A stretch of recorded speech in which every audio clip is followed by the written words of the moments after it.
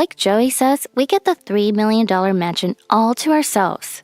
You guys better pack up and leave that house quick. Hold on. How can you tell us to leave? That's mine and my mom's home. Where are you expecting us to go? Why don't you and the old lady live in the park? What? I'm at a loss for words at my brother's wife Dina's attitude when my mother quietly steps in. We get it. In that case, we'll gladly leave. She says with a smile which makes me panic. Has Mom lost her senses from the shock of Dad's death? Mom, what are you saying? Mom calmly stops my frantic reaction. Let me handle this, dear. Please, Cindy, trust me. It was Mom who always supported me in that house. I couldn't say no when she asked me so earnestly. All right, I'll follow your decision, Mom. Hearing this, Dina quickly calls back my brother. What's up, Dina? You look all worked up. My brother arrives, led by Dina. Joey, your mom and Cindy are giving up the inheritance.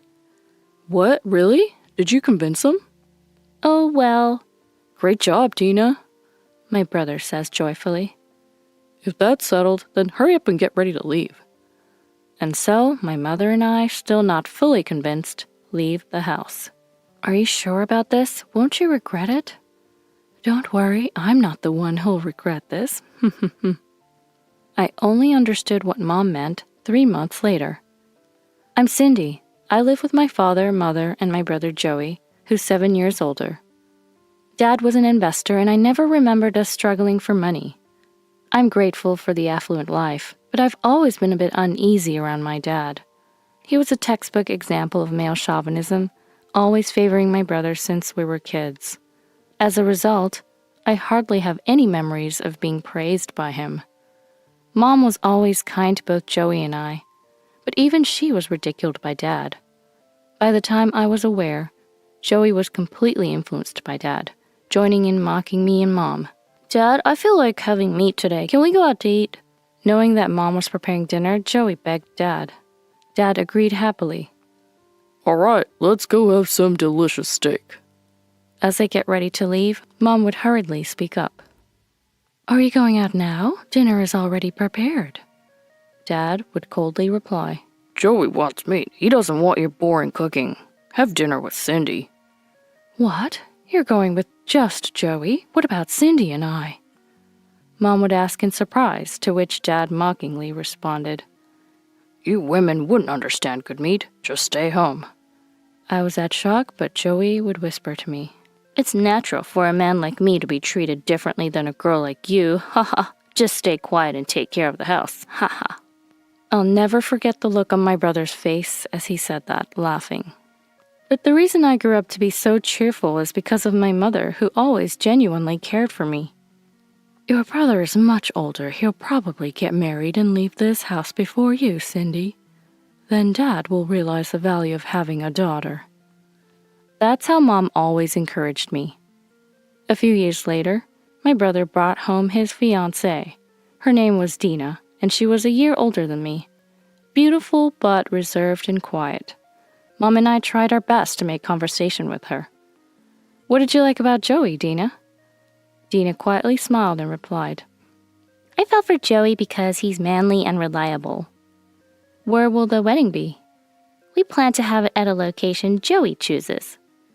My brother nodded in satisfaction. Dina's a rare, modest woman these days. I've had many gold diggers come at me, but Dina's different. Dina blushed slightly at my brother's praise, murmuring shyly, I couldn't possibly outshine a remarkable man like Joey. I thought his masculinity came from his father, a respectable man. Dad seemed to take an instant liking to Dina. Ah, a well-raised girl. Rare nowadays, one who knows how to support a man. Then Dad told my brother and Dina, Joey, you haven't decided on a new home yet, have you? You should live here with us. Huh? I was stunned by Dad's sudden declaration. We'll remodel this house for 2 families. Bella, arrange everything before Joey and Dina return from their honeymoon. Mom was also flustered by Dad's sudden decision. Wait a minute, Cindy is still here. They don't need to live with us. Dad cut her off sternly. What? Are you a wife talking back to your husband? Maybe you should learn something from Dina. Joey's needs come before Cindy's. Dad pushed through with his decision and the house was remodeled for 2 families. My brother and Dina moved in. Even after my brother's marriage, the way Dad treated me didn't change. He continued to favor only Joey and Dina. Joey, taking advantage of Dad's favoritism, often asked him for money. Dad, I'm thinking of getting a car soon. Which luxury car should I get? A luxury car? It suits me, right?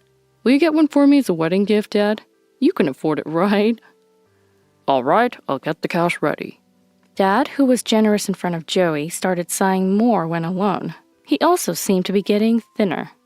Even though I wasn't fond of him, he was still my father. Seeing him unwell, I, as his daughter, started to worry. Mom, is something wrong with Dad? I finally asked Mom one day, but all she said was, Don't worry about it, Cindy, while smiling. A few months later, my fears were confirmed. Dad suddenly fainted, never regaining consciousness, and passed away in the hospital. The sudden death left Mom and I with no time to grieve, busy with funeral preparations. Joey, meanwhile, was fiddling with his phone, ignoring us. I couldn't help but complain. Hey, stop playing around and help us. I'm not playing, I'm looking at the news on my phone. Something you silly women wouldn't understand, haha. Dina was dutifully making coffee for him. Mom and I, having given up on any help from my brother and his wife, managed the funeral preparations by ourselves. Even as the guests arrived, we were constantly on our feet greeting them. Among the attendees were presidents of companies who had borrowed money from Dad. They immediately asked upon seeing Mom, Who's the head of the family? Mom, confused, answered, I am, but... A woman? That's not acceptable. Didn't Abraham have a son? They arrogantly demanded my brother's presence. When Joey appeared, they changed their tone. So, you're Joey. You have your father's intelligent look. Oh, thank you. I've heard a lot about you from your dad. He always said you were generous and bold, with a real talent for investing. Dad said that about me? At first, my brother was bewildered, but gradually he became pleased as the company presidents praised him. Watching this, one of the presidents said, We'd like to continue doing business with you. You're very talented. What do you think? Of course, I'll take over Dad and be the one to finance you all. Leave the money matters to me, and please keep expanding the business. The presidents left, satisfied with my brother's response. After the funeral, when I thought I could finally rest, my brother called me to the back room. Next to him, as usual, was Dina. Upon seeing me, my brother declared, I'll take over all of Dad's investment business. Shocked, I asked him, Do you realize what that means? He looked at me condescendingly and said, Of course, you saw it this afternoon, right? This world's no place for women. Only I can carry on Dad's business. He continued as if it were obvious. So I'll inherit everything, the estate and the house too. What? I thought the business was one thing, but the inheritance should be divided among the family. Hold on, taking over the business is one thing, but the inheritance is another. Legally, it should be divided between Mom, you, and I. Let's discuss this properly. My brother, ignoring me, retorted, Shut up, I'm the patriarch now. You, a woman, have no say in this. He stormed off, reminiscent of our father. I desperately called out to Dina, who was about to follow him. Wait, Dina, I want to talk more with my brother. Can't you persuade him? Persuade? Dina's kind smile vanished, replaced by a spiteful grin. Why should I? We're about to get the inheritance. Dina? Stunned by her sudden change, Dina threatened me. Joey's right. We'll get the assets and this $3 million mansion. You and your mom better leave this house quickly. Well, wait. Even if you tell us to leave, this is our home. Where are we supposed to go? Why not live in a park with your old mother? I was speechless. Then my mother appeared beside me quietly. Oh, Bella. Seeing my mother, Dina hastily reverted to her subdued self. We get it. We'll happily leave. my mother said with a smile, which alarmed me. Had the shock of losing my father driven her insane? Mom, what are you saying? My mother calmly hushed me. Let me handle this. But, please, Cindy, trust me. She had always been my support in that house. How could I refuse her earnest request? All right, I'll follow your decision, Mom. Hearing this, Dina quickly called my brother back. What's wrong, Dina? You look upset. My brother returned, led by Dina. Joey, Bella and Cindy have agreed to give up the inheritance. Really? Did you persuade them? Huh? Well, good job, Dina, my brother said, pleased. If that's settled, then prepare to leave quickly. So, reluctantly, my mother and I left the house. Later, she went to court with a lawyer for the renunciation of inheritance. Are you sure about this? Won't you regret it? I asked her before the procedure. She replied nonchalantly, I'm not the one who'll regret this. I only understood Mom's words 3 months later. My brother rushed to the house where my mother and I were living. Mom, Cindy, it's terrible. Dad had debts. What? While I was shocked, my mother remained calm. It seemed my brother found out about the debts from a creditor's letter addressed to our father. Why, only now, I muttered, and my brother answered, looking guilty. I didn't realize there was a letter. I learned that the day after the funeral, my brother was summoned by those company presidents and entertained. There he was informed that he would inherit all of our father's estate alone. The presidents were overjoyed, and afterwards they kept inviting him for entertainment, golf, and luxury hotel stays under the guise of company visits. Getting carried away, my brother made additional investments, quitting his job with the belief that the businesses he invested in would succeed and increase his income. However, after 3 months, the president stopped entertaining him. With time on his hands, my brother finally checked his accumulated mail and noticed the demand letters. He continued, pale-faced. I've invested all the inheritance in business. I can't pay back this huge debt. Mom, Cindy, you have to share the debt too. But my mother firmly said, That's impossible. Cindy and I have already renounced our inheritance. I don't want such a debt-ridden inheritance either. I'll renounce it. Renunciation is only possible within 3 months of inheritance. It's too late now. Besides, you've already touched Dad's estate, haven't you? That was just to supplement my living expenses after quitting my job. Using the estate for personal expenses is considered acceptance of the inheritance. Either way, you couldn't have renounced it. My brother glared at my mother. So you knew about the debt? Why didn't you tell me? You were the one who said a woman shouldn't interfere, Joey. If you had listened to Cindy's opinion and set up a discussion among us 3, I would have explained everything properly. I was glad I trusted my mother then. She had forcibly proceeded with the renunciation to prevent me from shouldering the negative inheritance. My brother, realizing everything, seethed with anger. I never thought you two could be such mean women. Dina's so different. He then had a thought. Right, I have Dina. She'll repay the debt with me without complaining. Dina does whatever I say. He left, muttering excuses. After he left, my mother chuckled. Dina listening to Joey? He's still clueless. The next day, my brother called again, as upset as when he visited yesterday.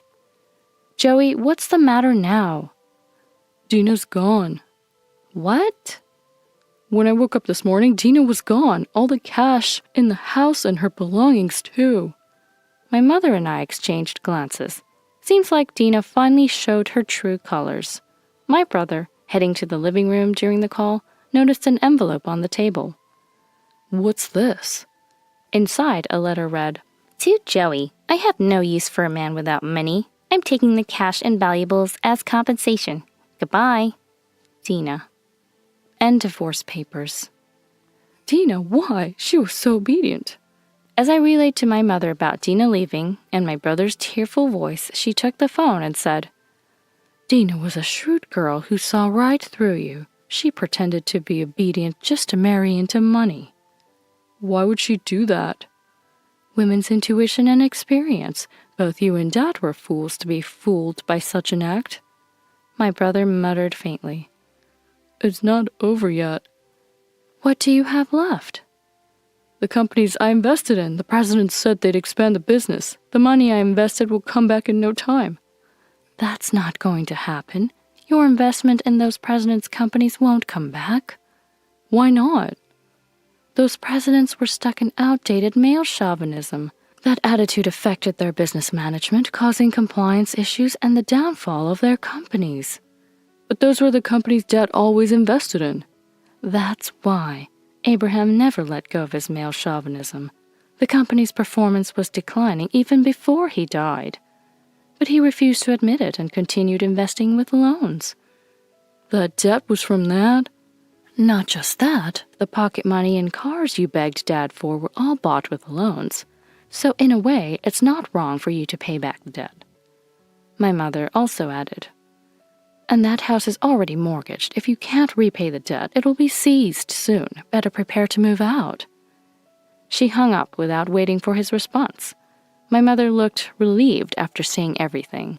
Later, as she said, debt collectors swarmed my brother's house and it was seized. Having lost his house, job, wife, and left with only our father's debt, my brother was taken to a live-in work site, working from dawn till dusk, just to repay the debt. Meanwhile, Dina, who ran away upon learning the inheritance was negative, seemed to have gone to another man, but got into financial trouble and police involvement. I was about to jump out of my seat when I heard that news in the living room, relaxing with my mother. Despite not having Dad's inheritance, my mother and I lived a wealthy life. Unknown to Dad, my mother had started her own business. Previously kept secret from him, it had grown enough to consider expansion after his death. My mother was living a more vibrant second life than when Dad was alive. I plan to help her and grow the company together. My current dream is to find a partner who treats men and women equally, unlike my dad and brother, and introduce him to my mother someday. Until then, I intend to enjoy this life with my mother a little longer.